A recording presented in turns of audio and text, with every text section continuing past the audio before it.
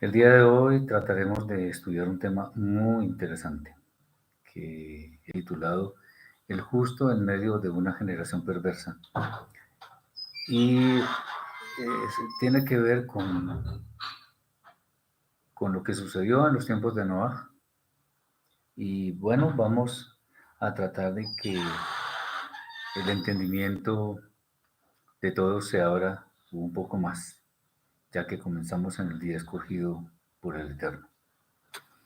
Aunque el Eterno creó con perfección todo lo que existe. Lamentablemente la que supuestamente es su obra cumbre es la que ha destruido en gran manera lo que desde un principio fue destinado a cumplir los designios divinos. Mientras no llegue la redención final de la humanidad, la maldad seguirá imperando en el mundo y por ello los justos los juicios que el mundo merece, pues no demoran. A pesar de este panorama desolador, es bueno resaltar que siempre han existido los justos, quienes por ningún motivo han negociado con las tendencias que el mundo siempre ha querido imponer con fuerza. Esto es lo que queremos mostrar como ejemplo para que nuestra esperanza de formar parte de las moradas eternas siempre esté presente. Y vamos a ver cómo desarrollamos todo esto. El primer tema, y aquí vamos a ver con algo de detalle, eh, se relaciona con los famosos Nefilim, con los gigantes que existieron. Vamos a ver cómo es eso.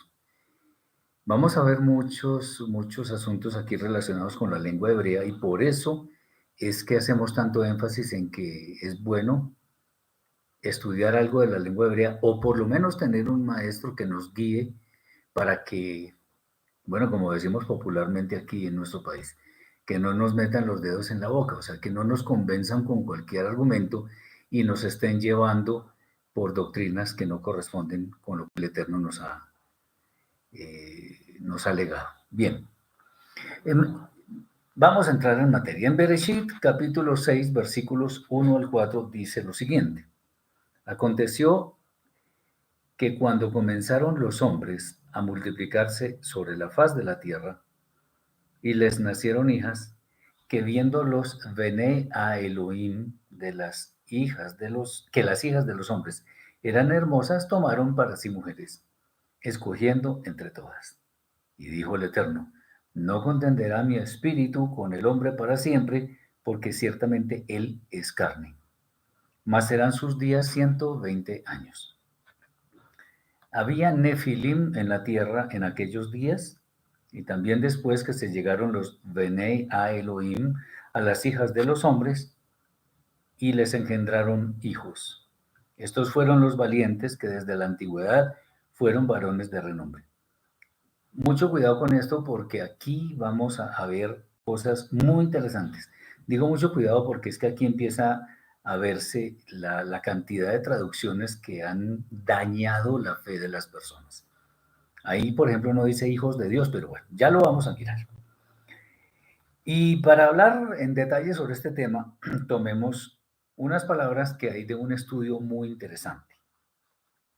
Dice así, hay quienes poseen, perdón, la creencia de que los gigantes, este es un tema que a mucha gente le gusta, que esos gigantes que existían, cuando eso realmente es irrelevante en cuanto a que tenían una gran estatura física. Eso a nosotros realmente no nos interesa o no nos debería interesar. Pero bueno, vamos a mirar. Que los gigantes que menciona este texto son hijos de unos ángeles caídos que viendo que, como dice el texto, eran hermosas las hijas de los hombres, se tomaron mujeres de entre todas aquellas que escogieron, con las cuales tuvieron relaciones sexuales. Estamos hablando de un estudio muy interesante sobre esto.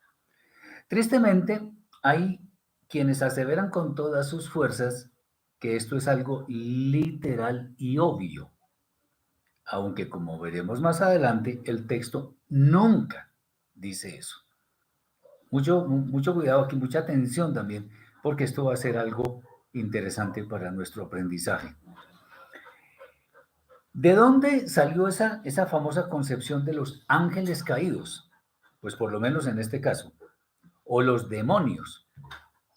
La respuesta, como en tantos otros casos en los cuales no se recurrió a las explicaciones hebreas sobre textos hebreos, es que es una mala interpretación de los escritos hebreos. Y de hecho, en uno de ellos se menciona la siguiente Agadá. Bueno, cuando decimos Agadá, nos estamos refiriendo a conjuntos de narraciones de la tradición oral hebrea. Dice así, este es un texto que dice de la tradición oral hebrea. Shamhazai y Asael eran dos entes espirituales que cayeron del cielo a la tierra en la generación de Enosh. ¿Se acuerdan que en la semana pasada, en el Shabbat pasado, estudiamos el versículo Bereshit 4:26, donde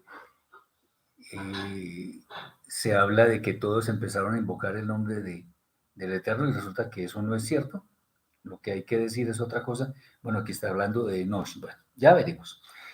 Pero como dijimos, esto es una Haggadah, o sea, es una historia fantástica. Es no real ni literal, mucho menos, obviamente. Solamente tiene la intención de mostrarnos una enseñanza ética o moral. ¿Recuerdan de las famosas parábolas?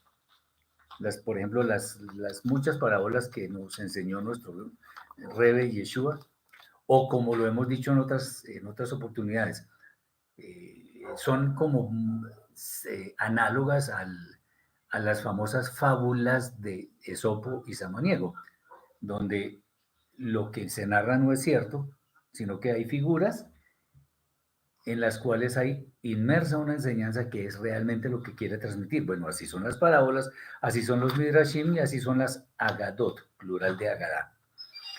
Siempre que se tomó una agadá a propósito, como literal, el resultado fue creer en ángeles rebeldes, ángeles caídos, un Satán enemigo del Eterno, demonios gigantes, etc. En definitiva, el resultado siempre fue paganismo en lugar de la verdad. Nos dice Claude Mason, ¿se puede interpretar de igual manera? Yo, pues le cuento que hay algo interesante, y es que el libro de Job no se puede interpretar de manera literal, porque existe una regla de interpretación, es que la pone la misma escritura, y es que tenemos que tener mínimo 2 o 3 testigos para que el fundamento sea cierto. Y resulta que la inmensa mayoría de las cosas que suceden allí no están en ningún otro libro. Pero bueno, ese es otro tema, pero la manera que debemos interpretar al libro de Job no es literal. Bien, sigamos. Pero ahora tratemos de comprender adecuadamente este relato de Shamhazai y Asael con la mentalidad correcta. Para eso estamos acá, para tratar de guiar a esa verdad. Rashi, un famoso exégeta de la escritura, un judío, cuando estamos hablando de estas cosas no significa que es que estemos de acuerdo con todo lo judío y con el judaísmo en general, no, sino que este estudio nos ayuda a entender realmente qué es lo que quieren decir los textos y por qué no debemos leerlos en forma literal. Además, lo que es judío es bueno, no necesariamente es malo. Tengamos en cuenta esto. Bien.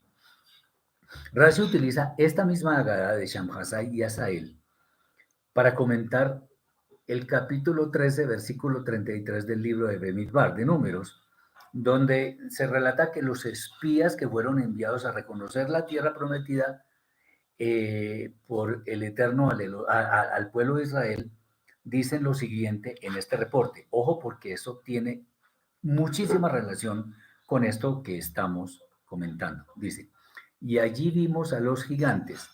La palabra es Nefilim. Bueno, vamos a mirar. Descendientes de Anak entre los gigantes, otras gigantes. Y ahí también dice Nefilim, pero bueno, ya vamos a hablar sobre un detalle interesante. La intención, al remitirse a este relato agádico, es dar una explicación a la repetición innecesaria de la palabra Nefilim. Otra vez leemos. Y allí vimos a los gigantes, o vamos a leer como se debe leer. Y allí vimos a los Nefilim, descendientes de Anak, de entre los nefilim. ¿Cómo así? Es una repetición como extraña. Bueno, vamos a mirar.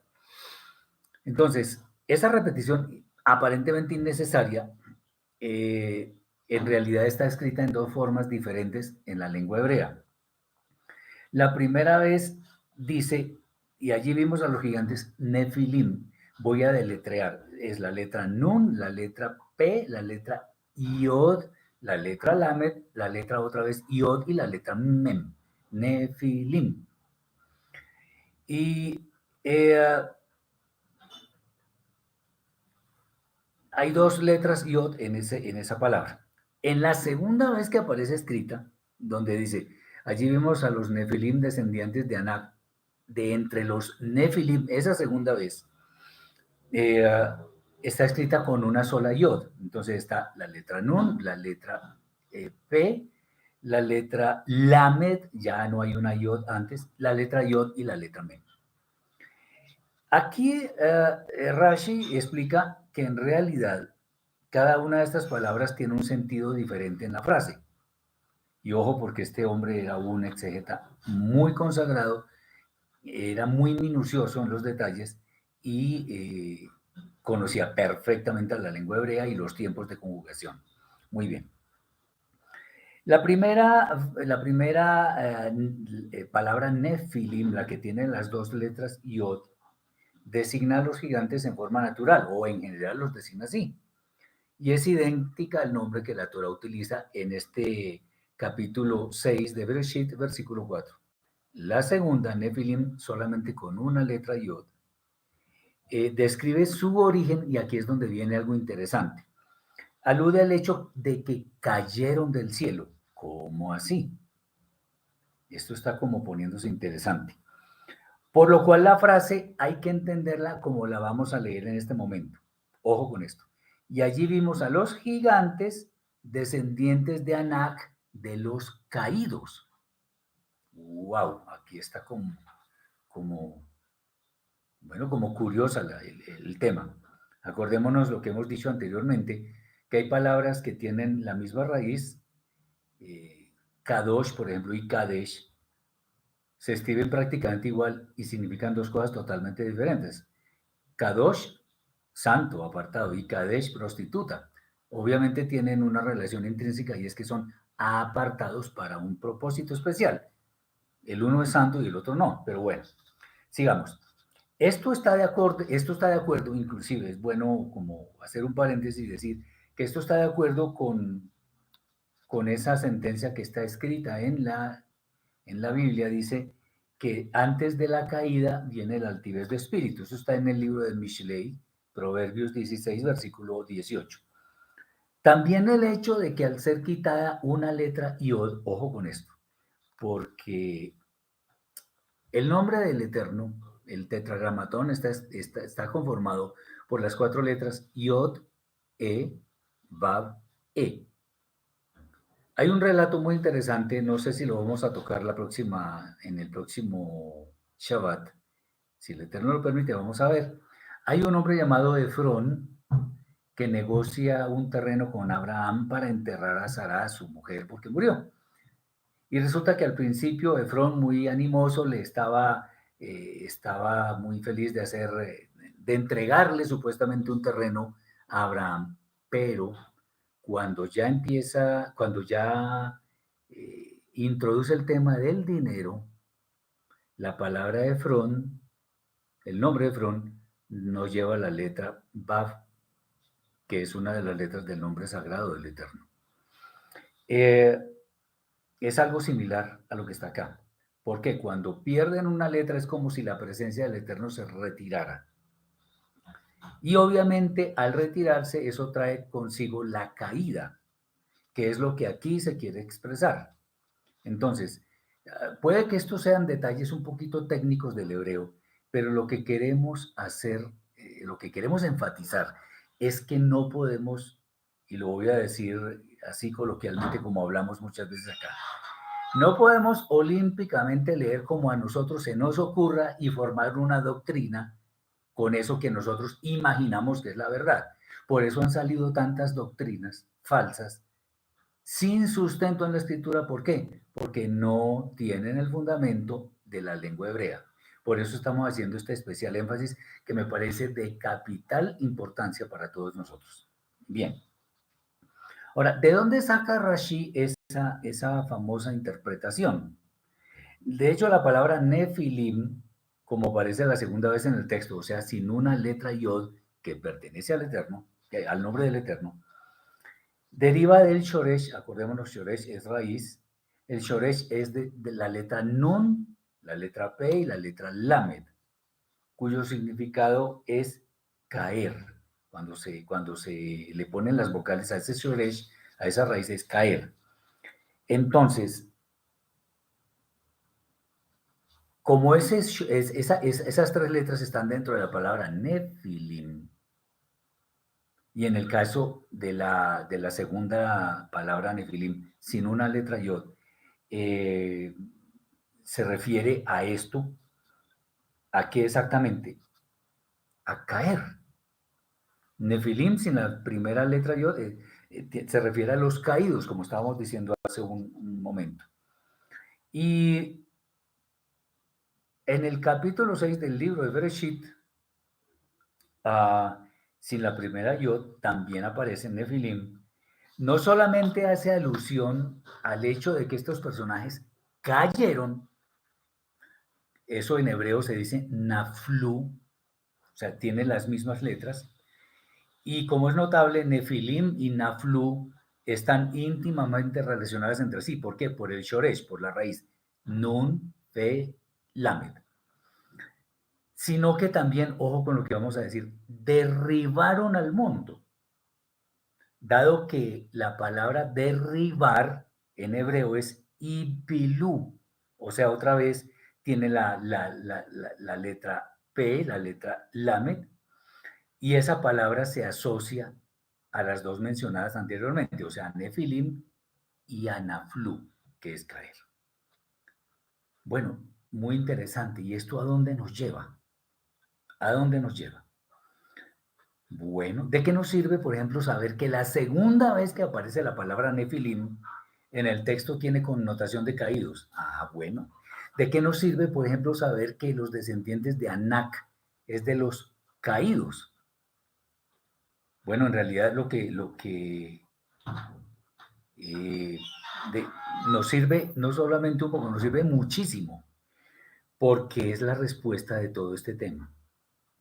Tal como aprendemos de un comentario que aparece por allí en unos textos llamados Bereshit Rabbah, que son Midrashim, no importa, 26.7, dice, el hecho de que cayeron significa que eventualmente perecieron, y el que derribaran al mundo significa que sus pecados provocaron la destrucción del mundo, como efectivamente sucedió con el tema del diluvio. Entonces, aquí podemos darnos cuenta de algo importantísimo, es que esta Agadá, la que decía de Shamhazá y Asael, los dos ángeles o entes que cayeron del cielo, no es enseñar algo sobre unos seres anormales llamados Nefilim, que a mucha gente le interesa. Uy, pero es que hermano, es que hubo gigantes. Y a nosotros, perdónenme como lo voy a decir, ¿y a nosotros qué nos importa? Espiritualmente, ¿para qué? O sea, ¿para qué buscamos el hecho de que haya personas grandotas, inmensas? ¿Para qué? Eso no es lo importante. Entonces, lo que nos enseña no es que hubo unos seres anormales llamados Nefilim, sino que esas personas, porque eran personas, en la escritura está dicho, Venei a Elohim, hijos de los poderosos. Bueno, ya vamos a mirar también eso. O sea, esas personas cayeron, o sea, descendieron de su nivel espiritual y honorífico que poseían. Y también que hicieron caer o descender a esa generación hasta el punto que unos versículos después Elohim dice, me arrepiento de haberlos hecho. Esto en realidad no debe leerse como arrepentimiento, acordémonos lo que decíamos la vez pasada, porque en el libro de Bemidbar, capítulo 23, versículo 19, dice, Elohim no es hombre para que mienta, ni hijo de hombre para que se arrepienta. Entonces aquí dice que se arrepintió y más tarde dice que no se puede arrepentir. ¿Cómo así? Ya vimos que existen ciertos antropomorfismos que son asignados en los libros sagrados para que nosotros entendamos el verdadero sentido, para que entendamos en nuestro lenguaje algo interesante, y es que el Eterno iba a ser una manifestación irresistible de su voluntad en forma de juicio, lo cual efectivamente sucedió. Muy bien. La consecuencia de todo eso, ¿qué fue? La destrucción de todos los seres vivientes, excepto 8 personas que entraron al arca, y eso por medio de un diluvio. Ahora, si miramos con detenimiento el texto del capítulo 6 de Bereshit, donde se habla de estos famosos Nefilim, dice que ellos vieron y tomaron para sí a las mujeres hermosas de entre las hijas de los hombres. Ellos son los Benei Elohim. En muchas traducciones, por no decir que en casi todas, dice los hijos de Dios. Ahí no dice eso. Dice los Benei Elohim o los hijos de los Elohim. Y como ya vimos en el pasado estudio, la palabra Elohim no se refiere, no significa Dios. No, eso no es. Significa jueces, poderes, autoridades, personas que están en eminencia, en fin.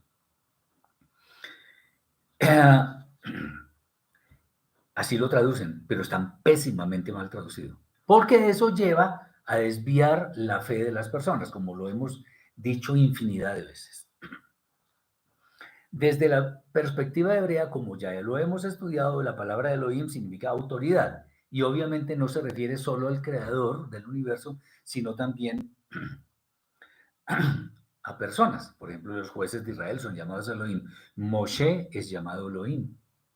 En el Salmo 82 dice, vosotros sois Elohim. O sea, ¿qué está diciendo? Sois autoridades o sois jueces e hijos del Altísimo. Evidentemente no estaba hablando del Eterno, es clarísimo. Entonces, Elohim, autoridades, poderes, jueces, bueno, todo eso. O sea que los Bene a Elohim se refiere a personas que tenían autoridad o que ellos mismos tenían autoridad. Ojo con esto que vamos a decir. Bene Elohim, o lo que llaman hijos de Dios, jamás, de ninguna manera se refiere a ángeles. ¿Por qué? Porque la Torah no lo dice. Y cuando estamos diciendo que la Torah no lo dice es porque estamos adentrándonos en los significados hebreos de las palabras, de manera que veamos el verdadero significado, no lo que algunos charlatanes se inventan por ahí, perdón por la palabra, pero así es. Entonces, ¿alguien podría justificar eso de hijos de Dios diciendo que se trata de un modismo hebreo? No, no, no. Esto no es aceptable, porque en la Tanakh misma, por ejemplo, Israel es llamado hijo.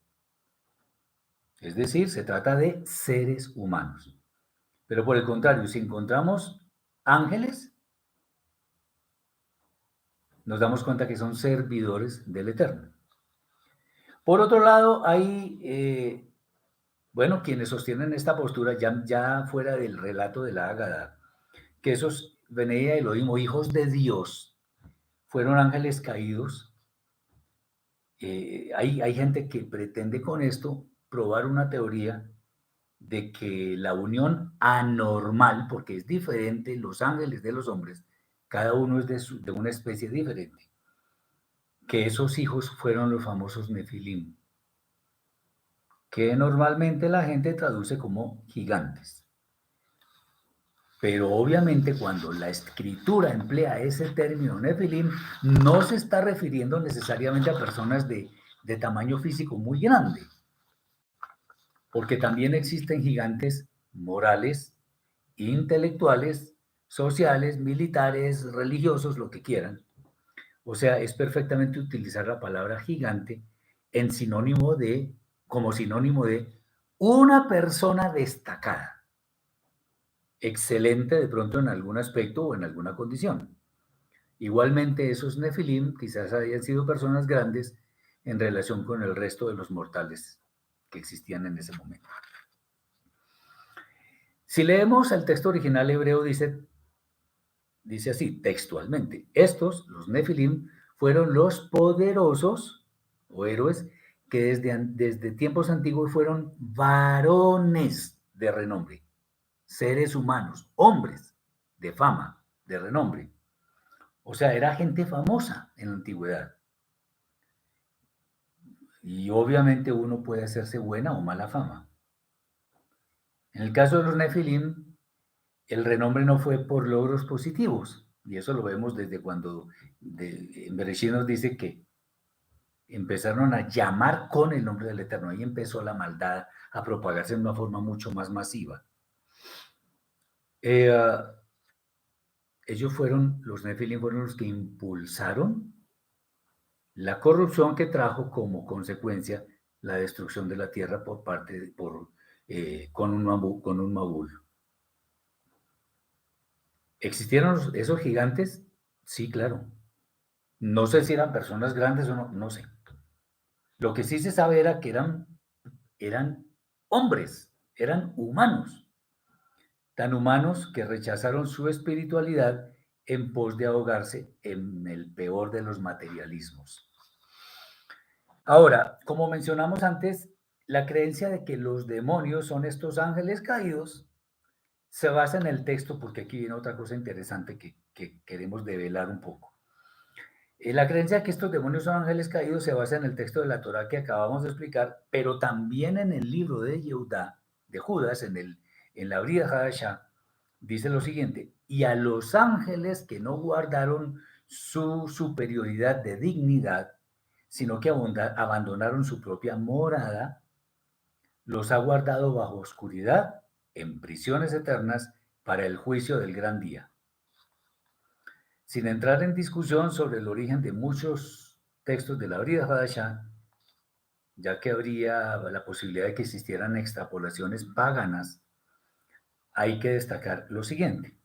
Algunos afirman que estos seres se refieren a los Nefilim, de los cuales hicimos mención en el capítulo 6 de Bereshit. Y ellos no fueron ángeles, sino seres humanos. Pues tan humanos que se rebelaron contra el Eterno. Y si aceptamos que este libro de Yehudá habla de ellos, como por ejemplo dicen los cristianos, tendremos que entender que la palabra ángeles solo se refiere a seres humanos. Acordémonos que la palabra ángeles es una traducción del vocablo malachim, el plural de malach. La palabra malachim también se le puede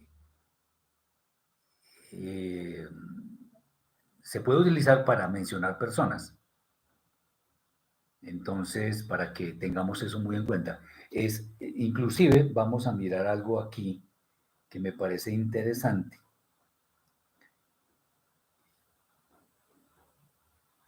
A ver. El profeta Malaquías, en realidad en hebreo se dice Malají, que significa mi mensajero, una persona, para que lo tengamos en cuenta. Entonces, en aquellos días, esos ángeles, los que habla Yehudá, eran seres humanos que eran Elohim o Benei a Elohim, como ya lo hemos explicado, gente de autoridad, y que de la misma forma que, por ejemplo, Esaf, el hermano de Jacob, no valoraron su posición ni escatimaron su dignidad, cambiando su misión. Y si estos seres humanos tenían una misión especial, pues se les podría decir malajim, enviados o mensajeros, tenían una tarea por cumplir, porque los ángeles tienen eso, los malajim, que son mensajeros del Eterno para cumplir una misión. Ellos lo que hicieron fue cambiar todo por materialismo, por placer, por hedonismo, lo cual obviamente merece un justo castigo, que es el que describe este texto. Entonces, básicamente lo que dice de los Nefilim se refiere a esas personas que tenían autoridad, personas que estaban muy encumbradas, muy famosas, qué sé yo, y cayeron muy bajo. Acordémonos, Naflu, hasta el punto de que esa maldad la difuminaron por toda la tierra y eso trajo el juicio. Ese liderazgo fue tan fuerte que la tierra, las personas se vieron afectadas por sus acciones que eran malas, como por ejemplo el faraón en Egipto, y se propagaron por todo el mundo. Y por eso el Eterno dijo, me arrepiento de haberlos hecho. Bien, suficiente de este estudio y esperemos que les sirva a mis hermanos. Vamos a mirar otro tema y ya son temas más cortos, aunque hay uno que me parece al final que es interesante. ¿Cómo sucedió el arrepentimiento del Eterno? Porque el Eterno dijo, me arrepiento de haberlos hecho. Acordémonos que esos son antropomorfismos que se le asignan al Eterno, pero para que nosotros entendamos en nuestro propio lenguaje. El Eterno no hace las cosas como las hacemos nosotros. Como Él es inmutable, no cambia. De ninguna manera cambia. Él no experimenta ninguna variación. Entonces, arrepentirse obviamente no es una forma de proceder del Eterno. Este antropomorfismo de arrepentirse nos explica, como ya lo hemos dicho, que iba a suceder una manifestación irresistible de la voluntad del Eterno. ¿Por qué? Porque la tierra se llenó de maldad, como está escrito en Bereshit, Génesis, capítulo 6, versículos 11 y 12. Como se puede leer en varios textos de la Escritura, los juicios del cielo vienen cuando la maldad ha llegado al colmo. Acordémonos también de Sodoma y Gomorra. Acordémonos de la entrada del pueblo de Israel a la tierra prometida. ¿Por qué? Porque el Eterno había dicho que la maldad del amorreo no había llegado al colmo cuando habló con Abraham, sino que llegó al colmo cuando fue el tiempo de que el pueblo de Israel entrara a la tierra prometida. Y los ejemplos ahí abundan. Entonces, la maldad llegó al colmo en aquel tiempo de los Nefilim. Entonces, no podemos entender literalmente eso de que el Eterno se arrepintió. Porque como ya lo hemos dicho, en Bemidbar 23:19, el Eterno no se arrepiente. Y eso sí debe ser entendido literalmente porque el texto lo exige. Muy bien, eso es simplemente lo que sucedió con el arrepentimiento del Eterno, bendito sea. Vamos a mirar algo que es interesante y es el pregonero de justicia. Por supuesto nos estamos refiriendo a Noé. En aquel tiempo la maldad afectó a toda la humanidad. Y por esta razón el Eterno decidió destruir toda carne que había en la tierra. Pero un hombre, en medio de todo ese panorama tan desolador, resultó ser el escogido del Eterno para repoblar la tierra después del juicio.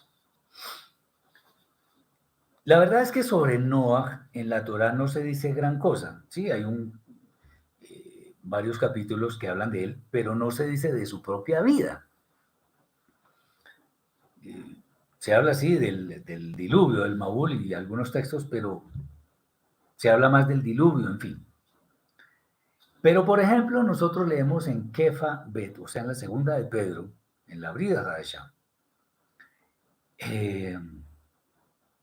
dice que Noah era pregonero de justicia. Antes una pregunta que nos dice Héctor. En la palabra Bereshit, la palabra arrepintió. Vamos a mirar. Bereshit 6:6. A ver, el texto nos dice así. Génesis 6:6. Y se arrepintió el Eterno de haber hecho el hombre de la tierra. Entonces, aquí en este texto dice, Vainahem Adonai ki asa et Adam. Entonces, Vainahem. Ese es el término para se arrepintió.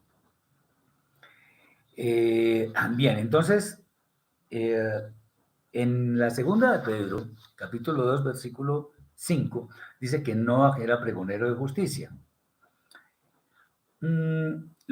Eso se puede entender de pronto de dos formas.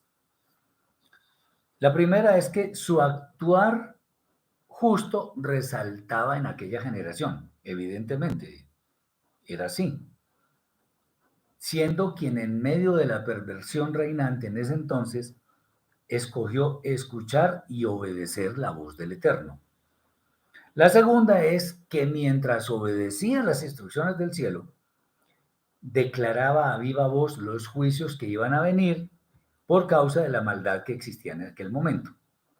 Cualquiera de las dos formas lo podemos mirar, o si hay alguien que tenga otra, de pronto es posible que sí. Pero independientemente del caso, Noah se preparó para el juicio que iba a venir, cumpliendo rigurosamente lo que el Eterno le dijo.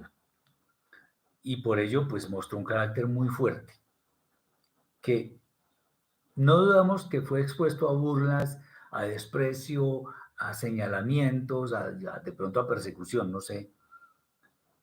¿Por qué? Por su obediencia y porque lo que estaba haciendo podría parecer absurdo, dadas las condiciones climáticas que reinaban en ese momento.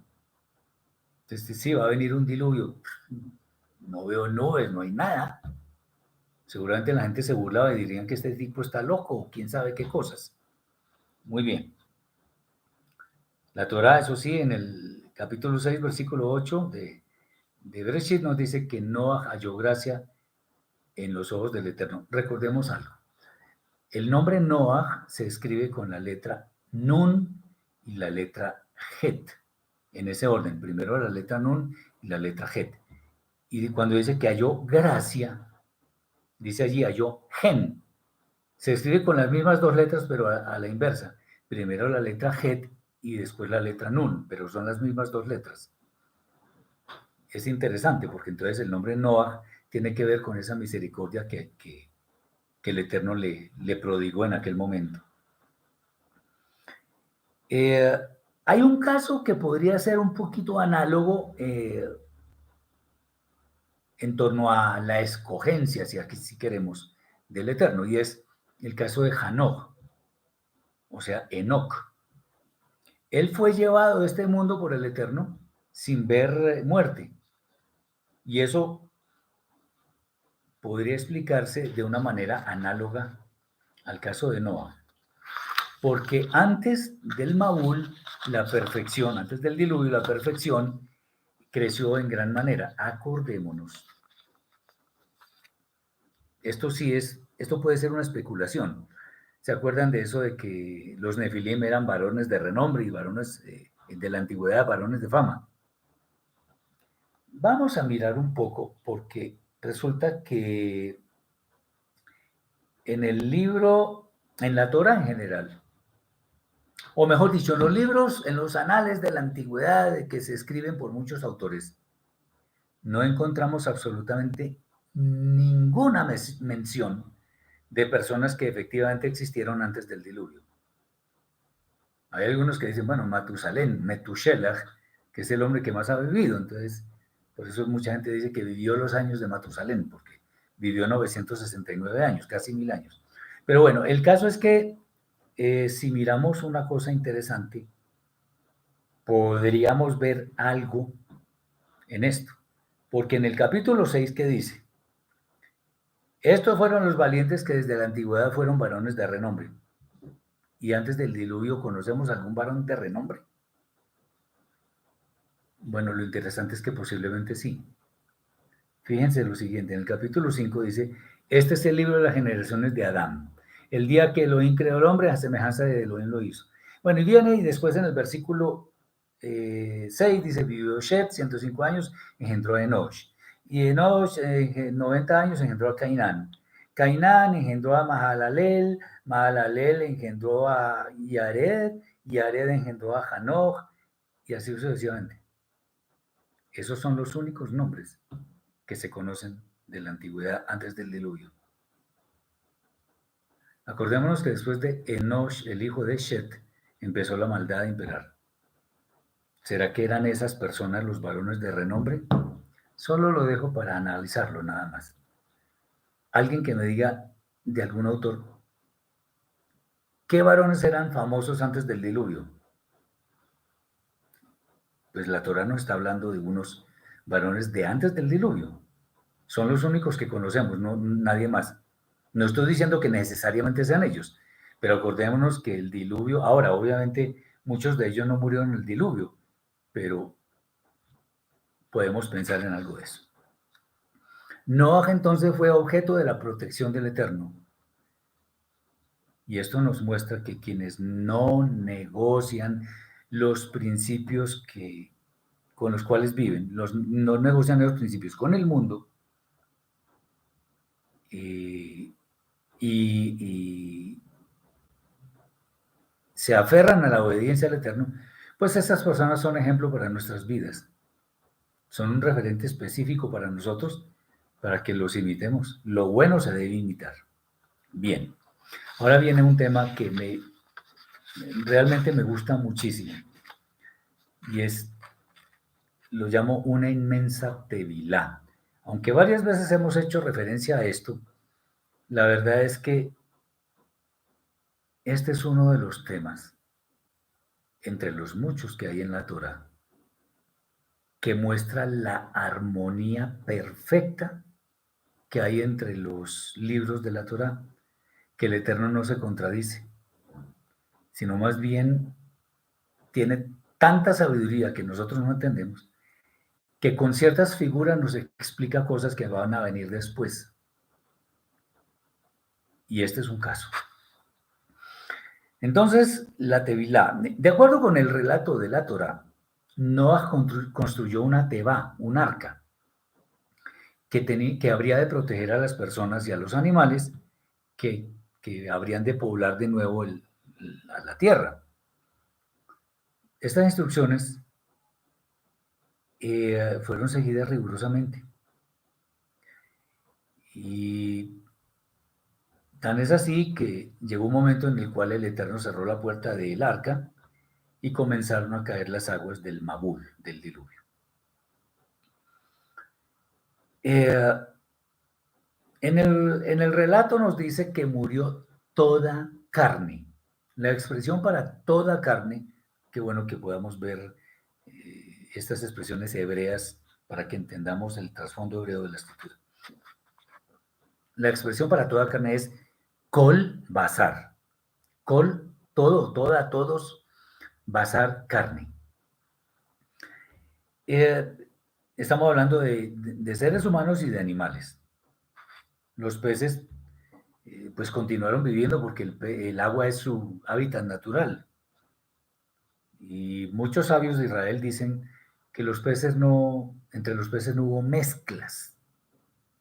Ellos especulan un poco diciendo que los seres humanos, los que vivían antes del diluvio, obligaban a los animales a mezclarse, lo cual era una perversión, porque el Eterno dijo desde el principio que todo fue creado según su especie. Entonces, tengamos en cuenta eso. Puede ser que no. No lo sabemos. Lo que sí sabemos es que la maldad era terriblemente, se esparció terriblemente sobre la tierra. Bien.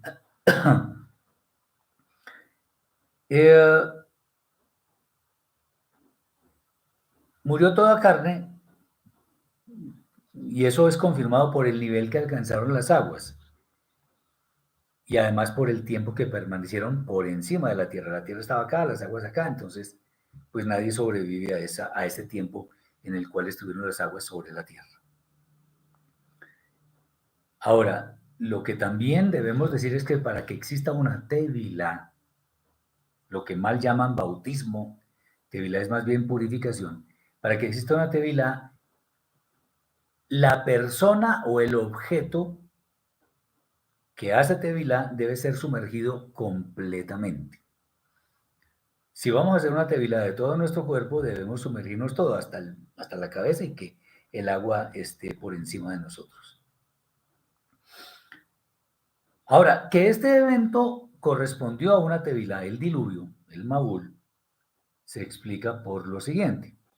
En Bereshit 1:10, capítulo 1, versículo 10, por eso me gusta tanto ya no depender de textos de las Parashot, porque podemos andar libremente por la Torah y aprender un poco más en detalle.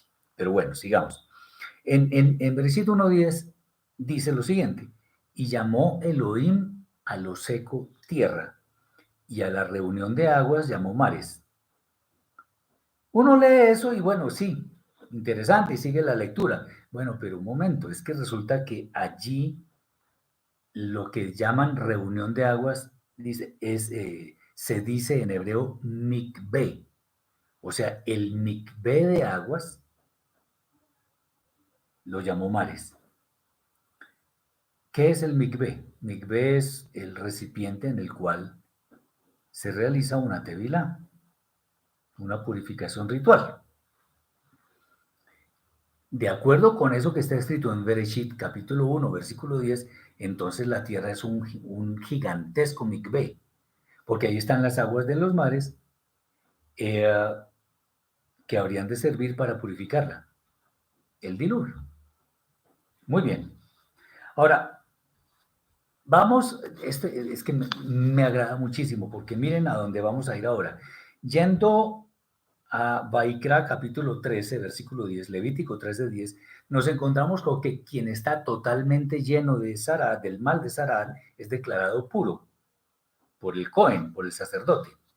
En Vaikra 13:12 está escrito lo siguiente, y si el Zaraat, lo que mal llaman lepra, si el Zaraat se ha extendido a toda su carne, el Cohen declarará al enfermo puro, ya que por volverse su piel totalmente blanca, es considerado puro. Como quien dice, más impureza es imposible, porque está totalmente cundido. De acuerdo con lo que nos dice Bereshit capítulo 6, versículos 11 y 12, la tierra estaba llena de violencia y de maldad, lo que significa que estaba completamente llena de Zaraat en términos figurados y debía ser declarada como pura, claro, después de hacer tevilá. Ahí es cuando se certifica la pureza. No por el hecho de que esté llena de maldad ya es pura. No, no, no, no, no. Después de la tevilá. También leemos en el libro de Levítico de Vaikra, capítulo 14, versículos 2 al 9, dice así. Esta será la ley del Metzorá. Metzorá es la persona que está con el mal de Zaraat, lo que mal llaman lepra. Esta será la ley del Metzorá para el día de su purificación. Será traído ante el Cohen. Y saldrá el Cohen fuera del campamento y verificará si está curada la llaga del Metzorá. Y dispondrá el Cohen, el sacerdote, que sean traídos para el que va a ser purificado, 2 pájaros vivos y puros, madera de cedro, lana con tinte carmesí e hisopo. Y el Cohen, el sacerdote, hará degollar para el que va a ser purificado uno de los pájaros en una vasija de arcilla sobre las aguas que corren. Y tomará el pájaro vivo con el cedro, el tinte carmesí y el hisopo, y los sumergirá en la sangre del pájaro degollado en el agua corriente. Y rociará con la sangre al que va a purificar del Zaraat, de la lepra, de la mal llamada lepra, 7 veces, y lo declarará puro, y soltará al pájaro vivo en campo abierto. Y el hombre lavará sus vestidos, raerá todo su pelo y se bañará en agua para quedar puro y luego irá al campamento, pero quedará fuera de la tienda durante 7 días, al cabo de los cuales raerá sus cabellos, su barba, sus cejas, todo su pelo, y se bañará en agua y quedará puro. Ese es el texto del libro de Levítico, de Vaikra. En este proceso de purificación, el Mabul, el diluvio, Elohim actuó como Cohen. ¿Por qué decimos Elohim y no el Eterno? Porque el Eterno estaba actuando con su atributo de justicia, y cuando actúa con el atributo de justicia, la Escritura lo menciona como Elohim. Y él actuó como Cohen, ¿en qué sentido? De que fue él quien dio el aval para que Noah y su familia salieran del arca, porque la tierra nuevamente estaba habitable, o sea, ya había sido purificada y comenzaba así una nueva vida sin el mal de Zaraat. En otras palabras, lo que ya había sido purificado, que es la tierra, podía volverse a unir con lo que era puro, o sea, figuradamente, Noah y su familia. También afirmamos que fue una tevilá porque todo fue sumergido completamente, como la tevilá lo requiere. Entonces, cuando hacemos tevilá, hasta la punta de nuestros cabellos debe quedar debajo del agua, totalmente sumergido. De hecho, los montes más altos, como está escrito, estuvieron por lo menos 15 codos debajo de las aguas. La tevilá entonces fue consumada perfectamente. Y es interesante que el tema de los pájaros está reflejado en el tema del Mabul. Así como dice Baikra, pues Noah dejó un ave en campo abierto. Acuérdense que él soltó un pájaro y ya al final no volvió. ¿Recuerdan eso? Bueno, ahí está la tevilá. Otro punto interesante es el que ya mencioné las dos palabras, que es toda carne. Ya sabemos que todos los seres humanos y los animales que estaban sobre la tierra murieron, cumpliéndose el juicio del Eterno. No obstante, queremos referirnos a un tema muy interesante. Y es que cuando una misma expresión aparece en diversos textos de la Escritura, necesariamente su aplicación le corresponde a los demás que tengan esa expresión. Por ejemplo, hay un caso en el que aparece la expresión Eshet Hail, mujer virtuosa. Aparece en el libro de los Proverbios de Mishlei, en el capítulo 31, mujer virtuosa, ¿quién la hallará?, etcétera, etcétera. Ahora, ese calificativo Eshet Hail también aparece, las mismas palabras aparecen en el libro de Ruth, donde dice que todos saben que eres mujer virtuosa. ¿Y aquí qué podemos concluir? Que las palabras del libro de Mishlei, donde habla unas cosas hermosísimas de la mujer virtuosa, aplican a Ruth. Espero que vayan conmigo. Para el caso que nos ocupa en este caso, en este texto, perdón, la expresión kol basar, toda carne, se refiere a todas las personas, toda carne. De donde podemos afirmar sin ninguna duda que cuando el relato dice que murió toda carne de sobre la tierra, se refiere a que no quedaron ni personas ni animales vivos sobre la tierra por causa del Mabul. Muy bien, hasta ahí la cosa está clara. Ahora, como ya dijimos, esto explica que la purificación fue completa, porque el mal de Sarat, que fue extendido por los hombres, o sea, la lepra, pues para que entendamos, fue extirpado en ese momento. Pero esta misma expresión, de la cual conocemos su significado, toda carne, la encontramos en el libro del profeta Yeshayahu, Isaías, capítulo 66, versículo 23, en donde está escrito: y sucederá de novilunio en novilunio, o sea, de luna nueva en luna nueva, Rosh Hodesh en Rosh Hodesh, y de Shabbat en Shabbat, que toda carne, kol basar, vendrá pues para postrarse delante de mí, dice el Eterno.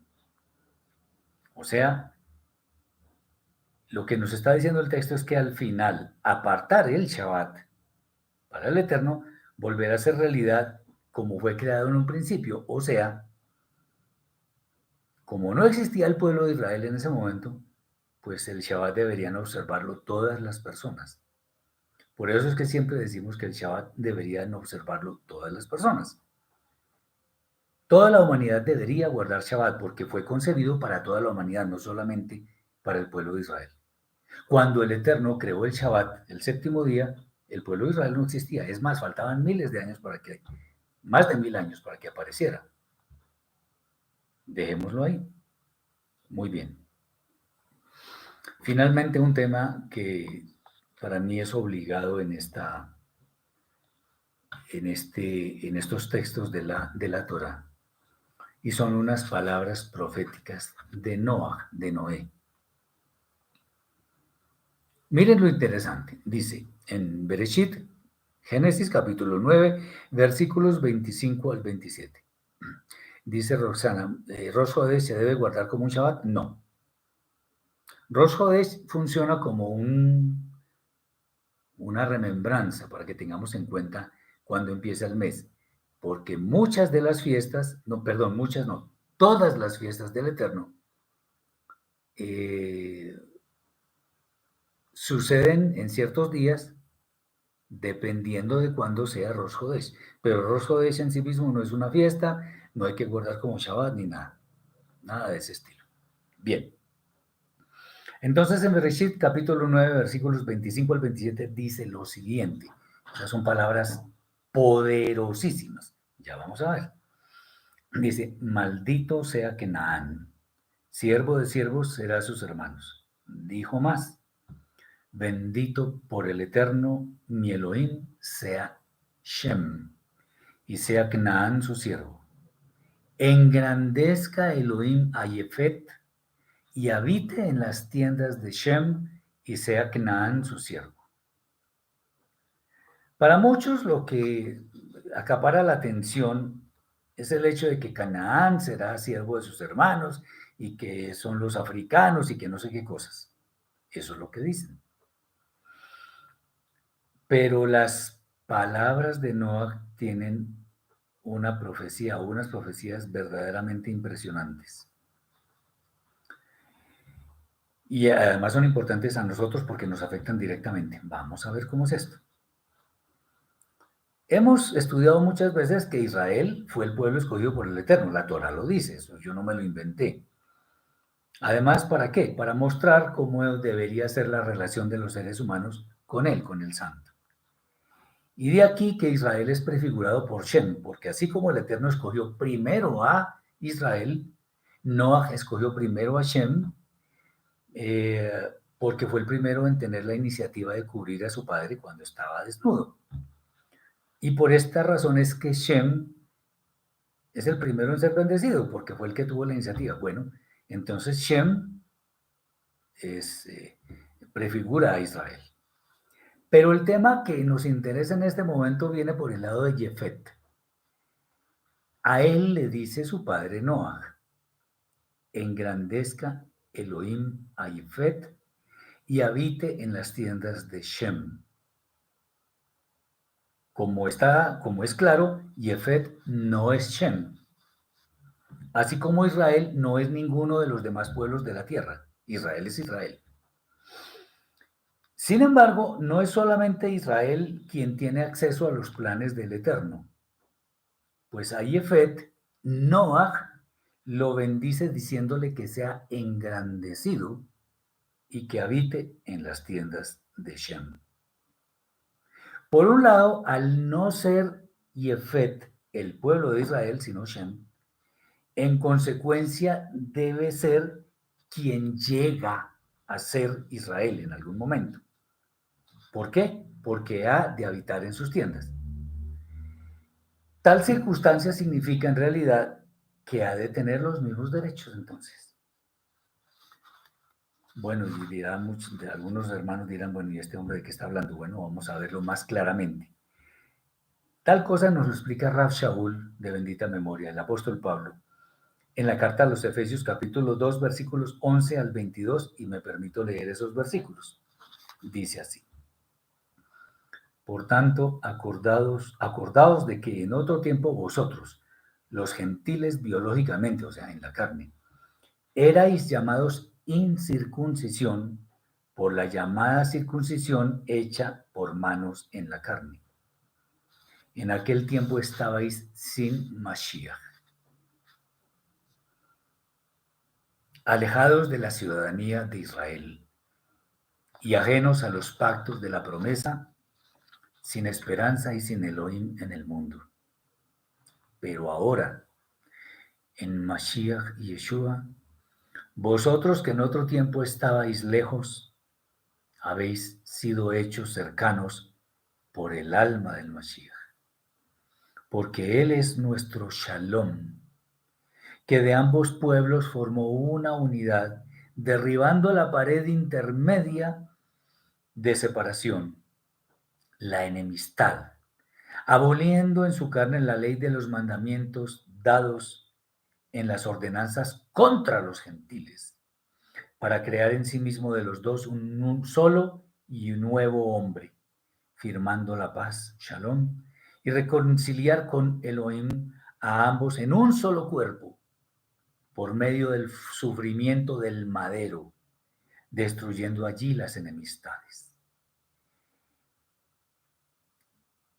Y vino y anunció las buenas noticias de Shalom a vosotros que estabais lejos, y Shalom a los que estaban cerca, porque por medio de él los unos y los otros tenemos entrada por el mismo Espíritu al Padre. Así que ya no sois extranjeros ni advenedizos, sino conciudadanos del pueblo escogido y miembros de la familia de Elohim, edificados sobre el fundamento de los apóstoles y profetas, siendo la piedra del ángulo el mismo Mashiach Yeshua, cuyo edificio se va armando y crece para ser un templo sagrado en el Adón, en quien vosotros también sois juntamente edificados para morada de Elohim en el Espíritu. Dice Héctor que el Eterno determina en Bereshit que la edad del hombre sea 120 años, pero vemos posteriormente que no hay otro alcanzando una edad superior. ¿Cómo se puede explicar esto? Muy buena pregunta. 120 años se refiere más a la edad del, a ver, a los años promedio que sucedería entre que Noah fuera avisado del diluvio y que ocurriera el diluvio. ¿Recordamos eso? A los 600 años de Noah, a los 500 tuvo sus hijos y a los 600 empezó a llover y todo eso. De hecho, el Salmo 92 creo que es, o el 90, yo no me acuerdo, dice que el hombre llega hasta los 70 años y los más fuertes hasta los 80. Entonces, al final, ¿a quién le creemos? Pues a lo que está en el Salmo, porque eso es lo que se ve ahora. El que vive más de 80, bueno, pues tiene una bendición muy especial, pero digamos, el ciclo se cumple máximo a los 80. Entonces, los 120 años tienen que ver más es con el tiempo que viviría la humanidad después de que el Eterno escogió a Noah para construir el arca y ser pregonero de justicia para ver si los demás se arrepentían. Es más o menos eso. ¿Por qué no maldijo a su nieto Kenaán y no a su hijo Cam? Es que Cam ya tenía maldición y Kenaán era hijo de él y seguramente Kenaán participó de lo mismo que su padre Cam o Ham. Eso fue lo que pasó, no fue nada del otro mundo. O sea, la maldición sucedió porque definitivamente participó en la maldad. Y Ham también, porque Ham fue el primero que se burló, entonces ahí tenía maldición también. Bien, entonces después de estas palabras leídas del capítulo 2 de la carta a los Efesios,